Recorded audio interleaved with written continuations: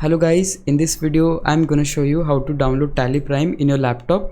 It's so simple. You just need to open a browser and in the search bar we need to type Tally Prime just like this. Then you would see this site, download Tally Prime, which is from Tally Solutions. So this is the exact one which we need to open. Now here you will see two options and the one which we need to install is this one. So just click on download and you can see the downloading is started. Once the downloading is done, you can just drag this file to your desktop and just double click on it and then just click on install.